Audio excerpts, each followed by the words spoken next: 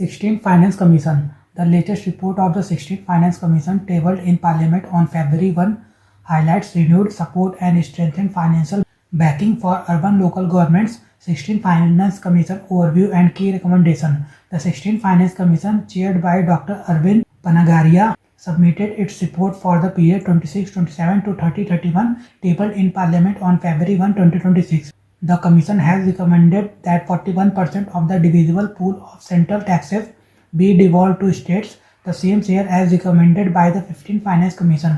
The divisible pool excludes the cost of tax collection and revenues from cesses and surcharges.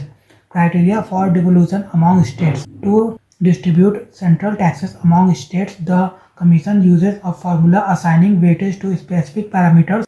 Income distance reduced from 45% to 42.5%. Population 2011 increased from 15% to 17.5%.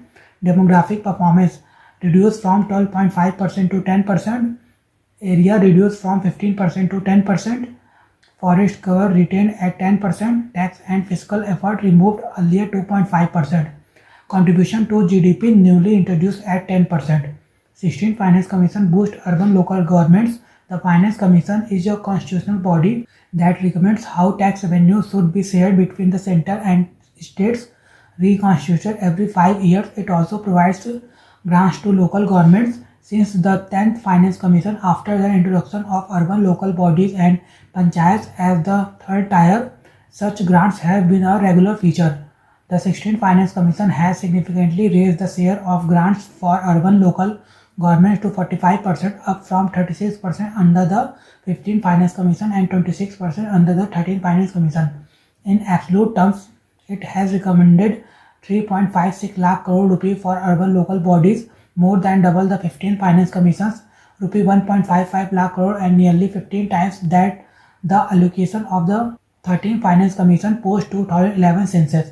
These allocations determine the financial capacity of lowest tier of government to address local infrastructure, service delivery and grassroots governance challenges as India's urban population continues to grow. Uneven distribution across states. Grants are distributed according to the 16th Finance Commission population-based formula, resulting in varied outcomes for states. Kerala allocation increased by over 400%. Maharashtra saw a rise of over 300%. Odisha's allocation grew by only 13%. Bihar experienced an 8% reduction. Rising urbanization and the need for greater urban funding. The 16th Finance Commission's higher allocation to urban local bodies acknowledges India's projected urbanization level of 41% by 2031.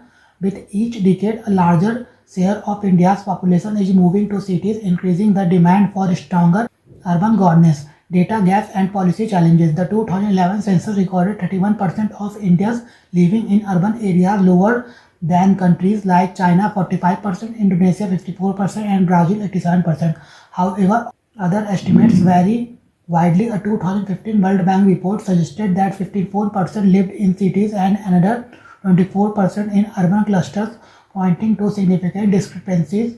Rapid migration trends further complicate accurate measurement. Inconsistent data hampers effective policy planning and resource allocation. Urban local bodies are particularly affected due to uncertain funding projection.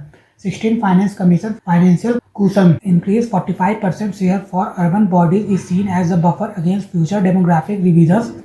If Census 2027 data shows higher urbanization, say 48%, the enhanced allocation would prevent urban governments from being financially under-prepared, unlike earlier cycles when allocations were lower, 36% or 26%. The 16th Finance Commission recommendation reflect India's accelerating urban transition through variation in state-level allocations, highlighting ongoing complexities in balancing demographic trends and fiscal federalism.